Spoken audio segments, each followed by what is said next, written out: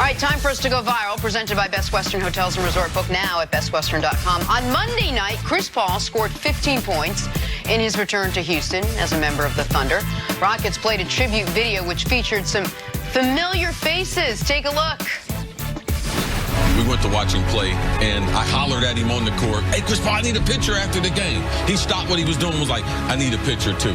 The things you hear about Chris Paul off the court are 100% accurate. That's great. Like, one of the NBA's really good guy. How about that? An all-timer, man. That was a really cool night. Oh, I meant you have no hair. You meant. I did have a shaved head at But the yeah, time. the Chris Paul thing. That was a cool. Chris and I were there with our wives. My wife's favorite players, Chris Paul. Chris Carter hooked her up with. Yeah, my wife is just there to be. She's there. She's taking pictures. Yeah, she's she ain't saying into hello. it. Yeah, she ain't into it like that. You know? The Rockets are good to us, though. The Rockets have used us in their. Yeah, I'll reveal it. It's fine. This show's maybe been used in some free agent pitches. Things we've said about players and things. This show, they used us in the. If we do say tribute to so Chris Paul. ourselves. So the Rockets been good to us. What up, C? Say something. Go ahead, say something. It's all right. I'll clean it up after. Go ahead. I got 2 months. I got to lay off the general manager for 2 months. Okay, all right. You're going to let him slide for a little bit, my guy? Okay, no problem. All right, Delmar, you were spared. Time for stories to start your morning, brought to you by the unexpected energy of ExxonMobil. The Nationals winning Game 6 last night over the Houston Astros 7-2 in Houston. Steven Strasburg was brilliant. He allowed 2 runs over 8 1/3. All right, so we got ourselves a Game 7 tonight, 7:30 on Fox. Nick, how great has this series been thus far? Well, last night was the first game that actually felt compelling at the end. I know a 7-2 final score doesn't indicate that, but it was drama. 3-2 late. It was 5-2 going into the 8th before Rendon really put it away with that double. But it's something we've never seen before, where in any sport where a road team wins the first 6 games of a 7-game series. Tonight, Nationals in a weirdly advantageous position because Scherzer got scratched for Game 5C. So instead of having to pitch Anibal Sanchez tonight, they get to pitch Scherzer against Zach Greinke. Yeah, it should be a great matchup, though. The drama has been more from game to game compared to inning to inning. Last night's game was a very, very exciting game. That was one of the few games you thought both teams could win. I give the Astros playing at home, game number 7. They do have the experience. Are they able to recapture what they did with that 3-game streak that they were in till last night? Scherzer and Greinke, 2 former Cy Young pitchers, going up against each other tonight. On to the Lakers, and before last night's game against the Grizzlies, there were questions as to whether Anthony Davis would play due to tightness in his shoulder. Well, 40 points later, seems like the shoulder was okay. 20 rebounds as well, all in only 31 minutes of play. Lakers won by 29 points. See, how impressive was Anthony Davis last night? He was amazing. And the free throw shooting is incredible. 26 out of 27. Yeah. For a big guy, if you foul him, he's one of the few guys in the league that can make you not only stack all those fouls against your defenders, but he's going to knock it down from the free throw line to be able to make them pay. That's why the combination, him and LeBron, because right now with LeBron being a ball-dominant player and AD can finish in the paint, he's got so many moves inside the lane that it's a great combination. Looking forward to seeing this relationship grow. And I'm glad that he pushed through that little shoulder injury that happened to him this week. And listen, it's only been 4 games, but up to this point, LeBron is absolutely keeping his word that they want to feature Anthony Davis, that he's going to defer to Anthony Davis. LeBron's assist numbers and turnover numbers are up, and you can see it because he's trying maybe sometimes a little too hard to get AD involved. As far as what Anthony Davis did free throw-wise, he scored 40 points. He made 7 shots. That's only been done one other time in NBA history. So what he did at the free throw line, particularly in that 3rd quarter when they blew this game open, is remarkable. Yes, but that was 1 of 3. Shaq and Kareem, 40 and 20 with the Lakers, right? Oh, absolutely. Yeah, I like that. Yeah, 1 of 3. Wilt probably too, but they don't. It's not recorded. They don't give him credit for Hey, man, don't mess up my stat line, I'm bro. just letting you know, man. I just want to be accurate. To the NFL now. The Andy Dalton era seems to be over in Cincinnati. The Bengals have benched Dalton after their winless start in head coach Zach Taylor's rookie season. Cincy will go with rookie Ryan Finley after the bye week. Chris, what is next for Dalton now? Go to another team. I mean, he had a lot of success in Cincinnati for Andy Dalton. Now, listen, this is a guy who to me, at least got to his ability and even achieved more than his ability. Like, he's been steady there. I know people like to criticize Andy Dalton, but let me tell you something. Chicago, they would like to have Andy Dalton. Jacksonville, the productivity Andy Dalton had, that would be tremendous in Jacksonville. Tennessee, hey, don't be laughing.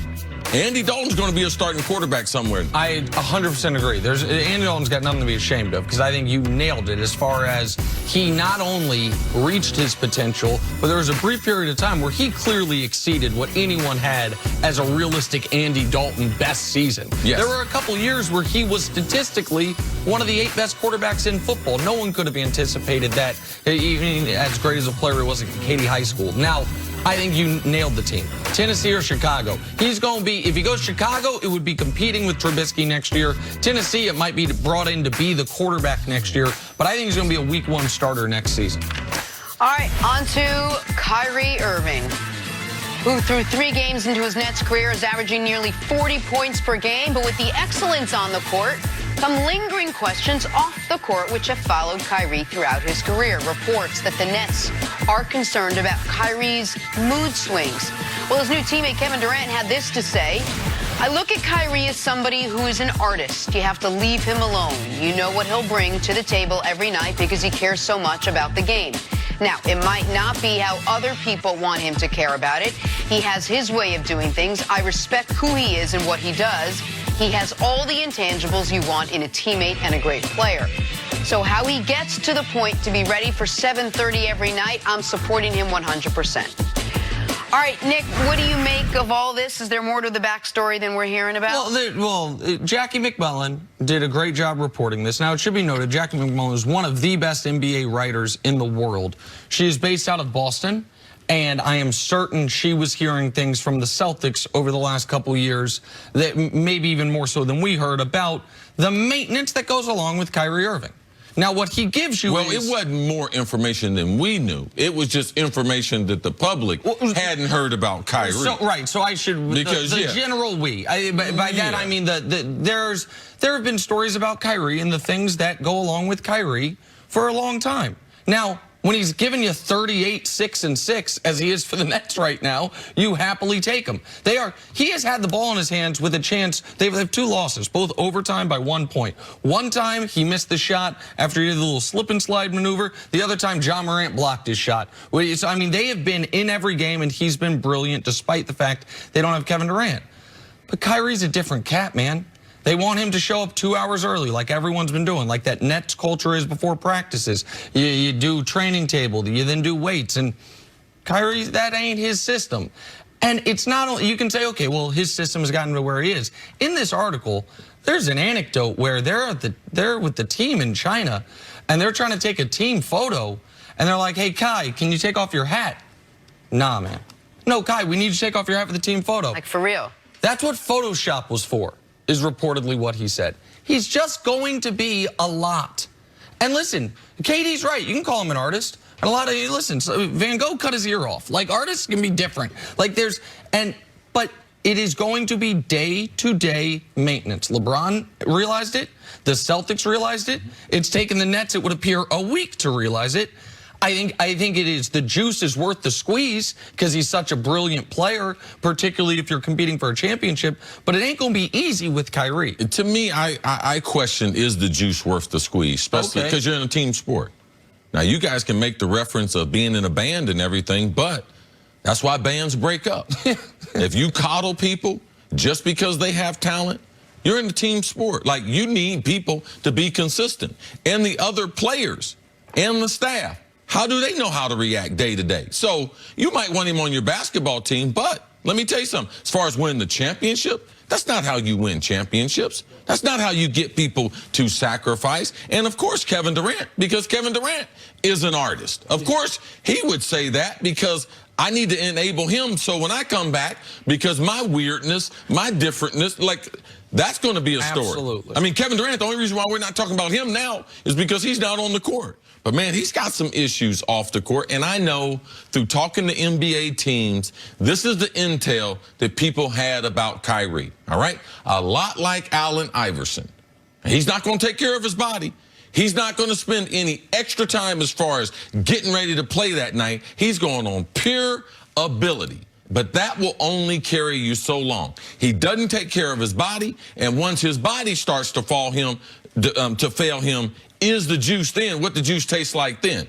Because his knees, he's had an issue of being consistent, and the Nets have a tremendous program as far as what they do for their players to be able to get the best of their players. He thinks he knows better about it than the training staff, and there's always a problem when you have that thought process. And what did we learn about the Nets last year? They played so well together as a team, and they went through all of it sort of as a team, and now you have to bring in two big pieces, which, of course, they're the most important pieces, but it kind of fractures that a little bit. Yeah, but it's worth it because the Nets last year were a good story, and as Karis LeVert talked about in this article, when they started winning games, they'd go on road trips and other teams would compliment him, and he'd feel like it was a big brother patting a little brother on the head, like, oh, good for you. And now they're in it. Now, when KD comes back, they are a championship contender, one of the favorites in the East. But the Nets got to hold on for dear life till KD comes back, because what we know about Kyrie is he is a way overqualified Robin, and you can win a championship with him as your Robin. If he is your Batman, man, things are going to go potentially awry, and some of the stuff you're talking about, see, as far as team sports, it doesn't work if it's your leader. Well, he's the leader right now. Yeah. Like, and how is that going to affect the other guys? We'll see. His play has been brilliant. Offensively, he's been as good as anyone in the league so far this year, and we'll see how much the off-the-court stuff You know how, Jenna, sometimes you get that orange juice with the pulp in it, and it gets all in your teeth and everything? Yeah. Okay, they get ready to get some stuff in their teeth. Oh, I was like, he's the Pope? You're just continuing the analogy. I appreciate that. No, it's great. He's worth the squeeze. He's worth the squeeze. Yeah. Dang it, Jay.